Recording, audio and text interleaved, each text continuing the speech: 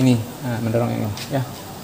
Kalau kita balikin, nah ini kebalikannya. Jadi ini yang akan mendorong ke sini. Kenapa? Karena udara ini sekarang yang dapat pasokan dari sisi ini, yaitu dari nomor 1 ini nomor 1 ke nomor 2 ini ya. Netral, yang ini netral, ini aktif, terus ini aktif bagaimana?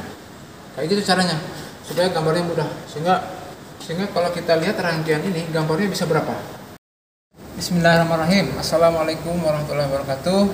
Baik, kita akan melanjutkan rangkaian sekarang yang pneumatik, melanjutkan rangkaian sebelumnya, yaitu sekarang kalau rangkaian sebelumnya yang hanya mengangkai terus bergerak begitu aja. Sekarang kita akan mencoba agar nanti eksperimen atau pengujian khususnya yang akan dilakukan oleh mahasiswa yang sedang mengambil mata kuliah hidrolik pneumatik, pada saat melakukan praktek bisa menggambar ke papan tulis nantinya ini, bagaimana rangkaian ini bekerja dan bagaimana cara pembacaannya. Kita lihat salah satu contoh nih, memang agak rumit sedikit ya kalau lihat banyaknya selang. Ini ada beberapa ini, Mat. Ada beberapa directional control valve nih ya, katup pengatur arah aliran. Kelihatan ya? Directional control valve ini udah dijelaskan di video-video sebelumnya. Ini yang 3/2 sama dengan yang ini. Ini yang double acting silindernya, ini double acting cylinder. Ini juga sama double acting cylinder. Nah, di sini ada juga directional control valve, tapi yang digerakkan oleh cam, oleh cam ini. Ini bulat ini, jadi cam. Artinya kalau nanti ujung ini menekan seperti ini, maka dia akan pindah posisi nih. Ini kan sekarang posisi gini, maka posisinya akan yang jadi yang ini, bukan yang ini. Ini sama nih, directional control valve yang 3/2. Memang perbedaan sedikit dengan hidrolik itu adalah rata-rata pneumatik itu hanya 2 posisi ya. Jadi A, B. Jarang ada netral ya. Karena kalau udara kan dibuang begitu aja ke luar gitu ya. Tidak seperti oli harus ada netral, dikembalikan lagi ke tangki. Nah, untuk simulator ini sudah ada beberapa kelemahan. Ini dijelaskan juga dalam sebelumnya, ini memang sudah pengatur aliran udaranya ini yang ke sistem sudah bermasalah. Maka untuk pengaman, setiap yang ke aktuator ya, setiap yang masuk ke aktuator ini kita pakai katup cekik ini. Tujuannya apa? Katup cekik kan mempersempit, jadi supaya udaranya dibatasi. Karena kalau dalam pedoman di sini adalah maksimal hanya 20 PSI ya, 20 PSI untuk kerja. Coba kita lihat kerjanya ini. Ya, kita lihat, kita tekan salah satu. Ya. Nah, jadi kalau tadi ini bergerak ke sini, pada saat ini aktif, maka ini akan terdorong ke kanan. Kenapa? Karena udara nanti akan mendorong masuk dari yang ini nih, dari sini ke sini, mendorong ke yang ini. Nah, mendorong yang ini ya. Kalau kita balikin, nah ini kebalikannya. Jadi ini yang akan mendorong ke sini. Kenapa? Karena udara ini sekarang yang dapat pasokan dari sisi ini, yaitu dari nomor 1 ini nomor 1 ke nomor 2 ini ya. Bilang ya. Jadi sederhana. Nah, bergerak yang itu kalau kita tekan directional control valve yang sebelah kiri yang 3/2 ini, nah yang atasnya nih yang bergerak ini. Bagaimana cara menggambarnya? Memang ini agak lumayan. Kita lihat satu-satu dulu. Pertama kita gambar aktuator yang bawah dulu nih. Yang menggerakkan ada 2, directional control valve yang ini sama yang ini. Sama ya, 3/2. Jadi kita gambar dulu. Nah, kita gambar. Kalau kompresornya ya kita buat sama seperti itu juga boleh ya, seperti hidrolik, tapi dikosongin ininya ya, karena ini memang pneumatik. Terus kita buat di sini ada directional control valve ya, yang 3/2 ini yang digerakkan oleh tuas ya, oleh tuas ya. Jadi ini digerakkan oleh tuas, kembali oleh pegas. Maka kita buat lambang pegas ini tuasnya. Kita buat satu lagi sini.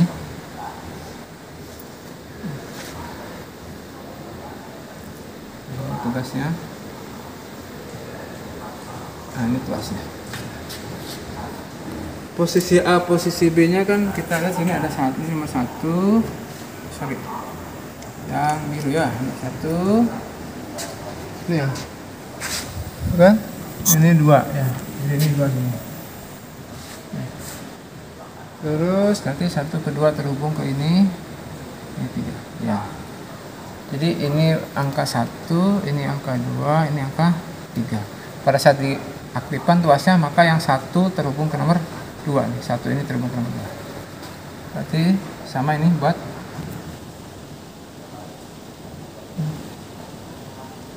1, 3, 2. Oke. Ini menggerakkan apa tuh tadi? Menggerakkan aktuator ini kan? Aktuator ini. Ya udah, kita gambar ya.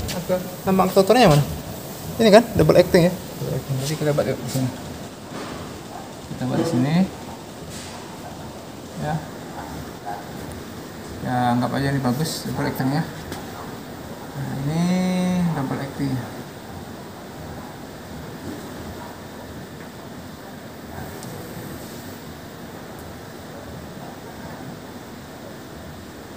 Ya. Cuma ini kan panjang, ini nanti ada juga ini untuk menggambar yang atas nih ada Knox ya. Jadi supaya bisa menggerakkan ini kita harus buat juga gambar ini. Gambar itu berarti di mana buatnya? Berarti ini harus kita panjangin ini ya. Atau kita buat panjang sampai sini dulu begini. Nah, kita buat yang knocknya. Yang knocknya berarti ini nanti kan ini ada pistonnya ini ya. Ini kita buat knocknya 1 di sini.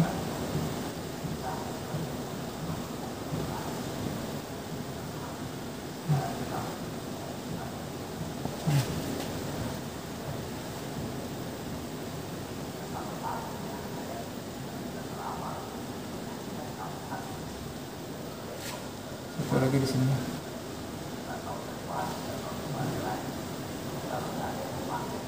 Nah, kita buat satu lagi nanti aktuator menggerakkan yang atas. Ini menggerakkan yang atas tapi dia lambangnya cukup seperti ini ya.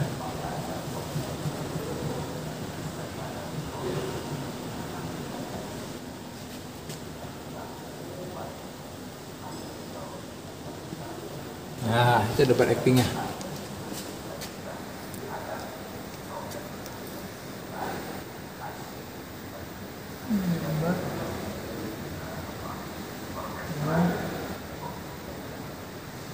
Jadi ini angka 1, ini angka 2, ini angka 3 sama kayak yang 3/2 ini ya. Sama.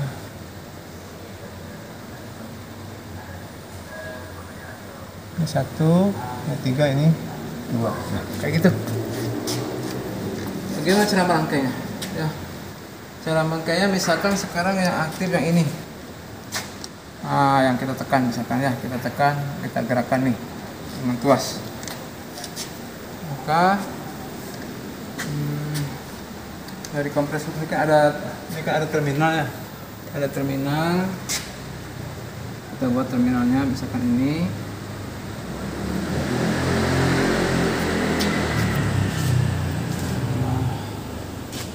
Terus harusnya kan lewat ini ya, lewat pengatur ya, regulator. Jadi sebenarnya di sini ada gambar regulator di sini ya, ada gambar regulator dari ini, dari yang ini ya. Nanti bisa dilihat di buku, disimpan di sini ya. Ini ada regulator ya.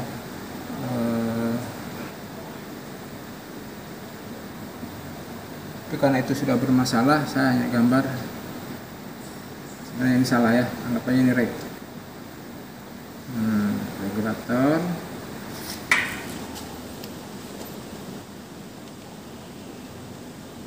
Jadi rig dari sini, tapi standby ke sini, standby ya, standby ke sini. Kita lihat dari kalau ini lagi aktif, berarti ini sekarang ini yang aktif ya, yang posisi ini ya, posisi yang ini yang aktif. Misalkan kita ambil nih, nah oke, kita salah satu sisi nih.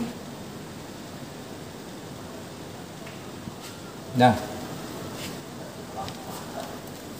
yang ini kan lagi nggak aktif, berarti yang posisinya ini, karena yang ditekan tadi yang sebelah sini, ini enggak. Maka posisi yang ini ya terhubung ke nomor nomor 2 kan ke udara luar, sehingga praktis kalau lihat seperti ini, kalau digerakkan seperti ini, maka ini akan bergeser ke kanan. Ya, jadi yang ini akan bergeser ke arah sana, ya, geser tadi. Nah, terus pada saat ini nanti nyentuh, kan ini bergeser, ujungnya ini kan nyentuh nih, ujung yang tadi ini, yang kalau kita gerakkan, nah ulang yang ini, nih, nah ini kan nyentuh kan, nyentuh ini kan tadi kan bergeser ini ya tadi, nah ujung ini nyentuh, berarti ini nyentuh, maka pada saat ini nyentuh, ya, yang sumber dari ini kan satu nih, sumber yang dari apa, dari terminal ini satu, sini saya ambil misalkan ke sini, ya,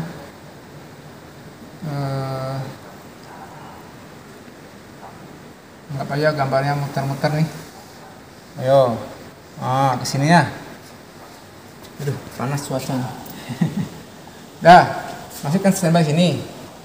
Nah, maka yang di sini, yang 2 ini, sorry, karena ini kesentuh berarti sekarang yang aktif yang ini, ya, jadi berarti dia yang aktif ke sini jadinya. Nah, ini satunya yang ini, yang 2 ini masuk. Nah, lanjut kemana? Nah, ke salah satu sini masuk nih, ya. Oke, jadi terdorong nih pada saat ini aktif, plug, pindah posisinya jadi yang ini, ya. Maka yang dari nomor 1 ini kan ini 1 juga nih, sekarang posisinya ini aktif, dorong udara masuk sini, sehingga ini akan terdorong keluar. Kenapa? Karena yang ini kan nomor 2 nya ke sini nih, nomor 2 nih, ini kan nomor 2 nih, nomor 2 berarti nomor 2 nih, ya, ini ke udara luar. Nah, ke udara luar, sehingga terbebas. Itu kalau ini yang aktif. Kalau ini yang aktif gimana? Nah, kita hapus coba, ya. Kalau itu yang aktif,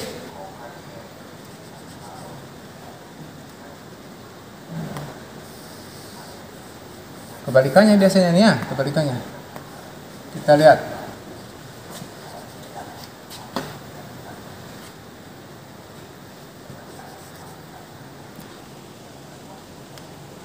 Ini kan standby sini aja. Nah, sekarang misalkan ini ada aktif nih, yang aktif misalkan ini, kita hapus nih, ya, kita hapus.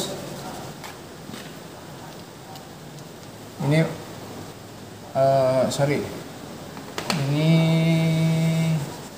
jadi di sini karena tadi bergeser yang ini, ya. Berarti ini kan hanya standby begini aja. Yang ini sekarang yang nomor 2 berarti kan balik lagi ke sini.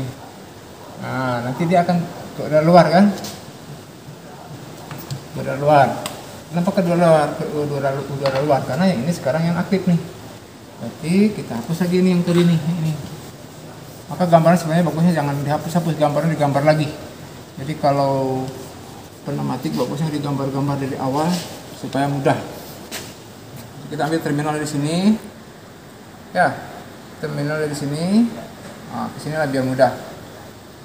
Nah, karena sekarang ini yang aktif, maka posisinya yang ini, yang nomor 1-nya yang ini, ya. Sehingga nomor 1 terus menuju ke nomor 2 masuk ke sini.